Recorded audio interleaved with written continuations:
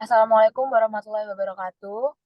Jadi di sini kami dari kelompok 5 Komunikasi Bisnis A akan mempresentasikan terkait tugas besar kita yaitu mengenai laporan bisnis komunikasi internal terhadap kasus IC.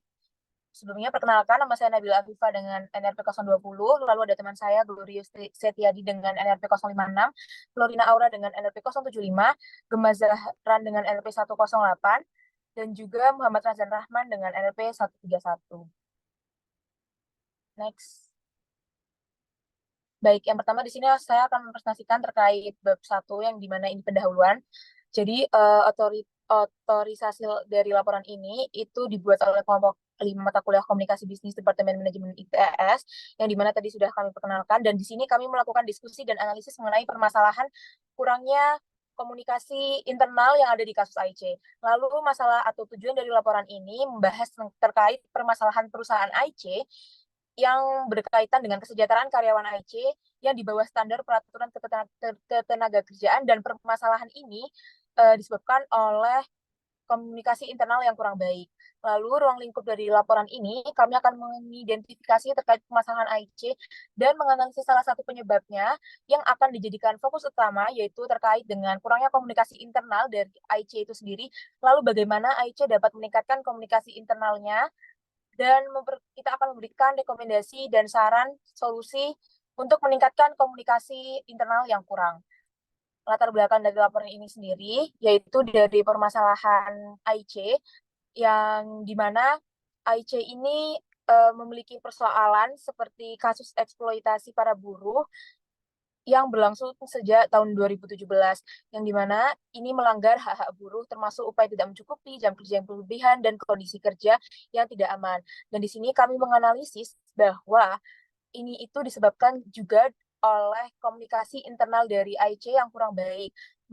Melalui komunikasi dua arah yang baik atau memperbaiki dan meningkatkan komunikasi internal yang baik, itu dapat memperlibatkan partisipasi karyawan dalam proses pengambilan keputusan dan bisa mengambil solusi yang terbaik dari dua arah. Next, yaitu terkait sumber atau metode penelitian ini sendiri dilakukan menggunakan metode kualitatif di mana yang berfokus pada informasi, pengalaman, persepsi, dan lain-lain. Dan selanjutnya akan dilanjutkan oleh teman saya.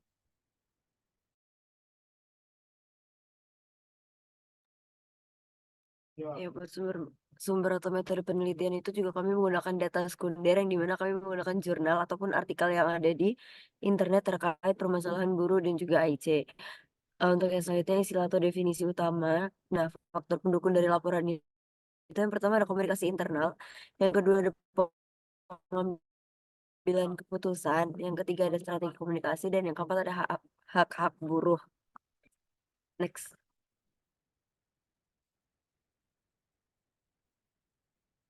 Next. Satu dari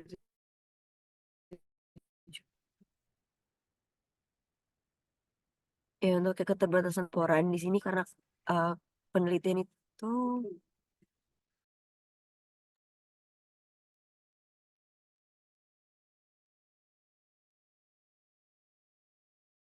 penelitian itu pada dasarnya itu kegiatan pengumpulan, pengolahan, serta analisis data secara sistematis dan objektif. Ini dimana tujuannya untuk memecahkan suatu permasalahan. Nah, pada laporan kali ini, keterbatasan laporannya ada pada kami dari buruh IT kurang pengumpulan data yang relevan karena kami hanya mendapatkan informasi melalui artikel ataupun jurnal. Hingga kemudian selanjutnya 138 atau organisasi laporan di mana bab 1 itu berisi masalah tujuan, ruang lingkup, latar belakang, sumber dan metode penelitian dan lain-lain. Bab 2 berisi pembahasan yang di mana terdapat permasalahan komunikasi dari yang ada di penelitian dalam laporan ini. Untuk bab 3 sendiri berisi kesimpulan dari yang ada. Next. Selanjutnya ada bab 2 diskusi. Yang pertama adalah prosedur untuk mengatasi perselisihan antara perusahaan PT Alpen Food Industry dengan buruh pabrik. Langkah yang pertama adalah mengidentifikasi masalah yang mendasari adanya perselisihan antara pihak perusahaan dengan buruh pabrik. Lalu yang kedua adalah mengadakan pertemuan antara perwakilan perusahaan dan serikat buruh untuk membahas secara langsung dan menemukan solusi yang dapat diterima oleh kedua belah pihak. Lalu yang ketiga adalah mengadakan pelatihan bagi manajemen perusahaan dan buruh tentang hak dan kewajiban mereka. Lalu yang keempat, membangun komunikasi yang baik dan hubungan yang harmonis antara pihak perusahaan dengan buruh pabrik. Lalu ada metode dan pendekatan. Penelitian kami menggunakan metode analisis data yang bersumber dari artikel yang mencakup berbagai pandangan dan hasil penelitian mengenai keterlibatan karyawan serta praktik dalam kinerja. Lalu untuk kriteria adalah di sini kriteria perselisihan hubungan industrial menurut Ari Yulia Studi dan Emi Syarif, yaitu perselisihan hak, perselisihan kepentingan, perselisihan pemutusan hubungan kerja, perselisihan antara serikat pekerja atau serikat buruh hanya dalam satu perusahaan. Lalu untuk kesimpulan dan rekomendasi, dalam kesimpulan konflik antara buruh dan perusahaan AISA menunjukkan pentingnya hubungan harmonis dalam lingkup dan strategi komunikasi perusahaan, transparansi komunikasi internal dan eksternal yang efektif, keterlibatan dan partisipasi serta keterlibatan pihak ketiga menjadi langkah yang penting dalam memperbaiki iklim komunikasi perusahaan. Nah, untuk penjelasan masalahnya, permasalahan yang dihadapi adalah terjadinya konflik berkepanjangan antara buruh dan manajemen perusahaan ICE. Konflik ini bermula dari tuduhan pelanggaran hak-hak buruh oleh perusahaan. Menurut teori iklim komunikasi organisasi, konflik ini dapat disebabkan oleh kurangnya transparansi dan komunikasi yang efektif antara manajemen dan buruh. Adapun juga faktor-faktor yang berkontribusi terhadap masalah ini, yaitu kurangnya saluran komunikasi internal yang terbuka, minimnya keterlibatan buruh dalam pengambilan keputusan, dan kurangnya transparansi dari manajemen dalam menangani masalah yang dihadapi buruh.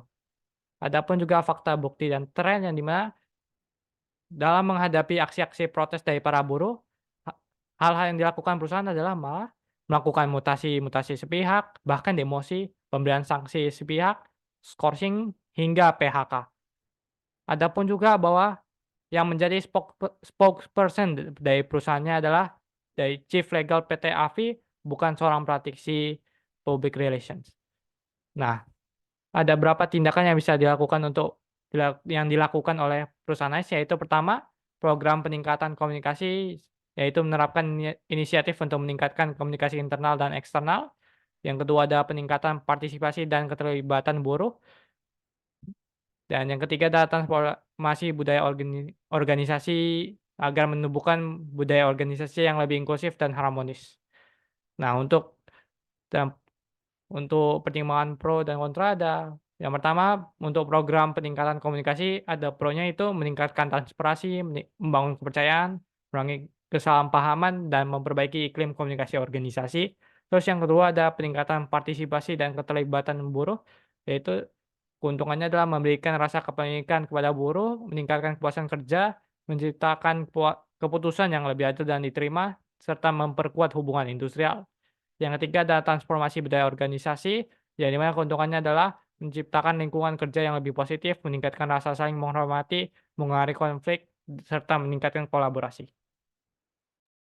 Selanjutnya adalah dukungan, di mana terdapat tantangan tersendiri dalam menjaga keloyalitasan di sebuah perusahaan, dan oleh karena itu dibutuhkannya kolaborasi yang kuat serta komunikasi yang baik dari seluruh pihak untuk menciptakan lingkungan kerja yang positif.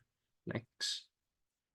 Selanjutnya untuk di bab 3 kesimpulan, untuk pendekatan secara langsung ini, masalah yang dihadapi oleh AS ini adalah kurangnya komunikasi internal yang efektif antara manajemen dan karyawan, yang mengakibatkan terjadinya pelanggaran hak-hak buruh. Dan oleh karena itu, pada laporan ini terdapat beberapa solusi yang meliputi membuka saluran komunikasi yang terbuka melalui forum ataupun juga rapat reguler, kemudian menyediakan wadah bagi para karyawan untuk menyampaikan aspirasi mereka kepada pihak manajemen perusahaan, dan selanjutnya juga meningkatkan transparansi dan juga penjelasan dari pihak manajemen. Selain itu, komunikasi dua arah yang efektif dan juga keterlibatan para karyawan dapat membangun kepercayaan yang baik antara pihak karyawan dan juga manajemen. Selanjutnya, untuk pendekatan tidak langsung, terdapat dua solusi, di mana yang pertama, mengadakan program peningkatan komunikasi yang bertujuan sebagai wadah ataupun lingkungan yang memungkinkan buruh untuk menyampaikan aspirasi mereka. Kemudian juga melakukan transformasi budaya organisasi yang bertujuan untuk membangun fondasi yang lebih baik dalam berkomunikasi dan juga memiliki hubungan kerja yang lebih harmonis. Dan untuk tindakan memotivasi, di sini dibagi menjadi 5. Yang pertama, yakni adalah melakukan komunikasi dua arah. Selanjutnya, menyediakan wadah pengembangan untuk karyawan yang dapat diberikan sebanyak 1 kali selama kurun waktu 1 hingga 2 bulan. Kemudian ada melibatkan seluruh karyawan dalam pengambilan keputusan. Dan yang keempat, melakukan transparansi kepada seluruh karyawan. Dan yang terakhir, membangun budaya komunikasi yang baik agar seluruh karyawan dan perusahaan dapat membangun fondasi komunikasi yang lebih baik dan juga harmonis. Sekian presentasi dari kelompok kami. Kurang lebihnya mohon maaf. Wassalamualaikum warahmatullahi wabarakatuh.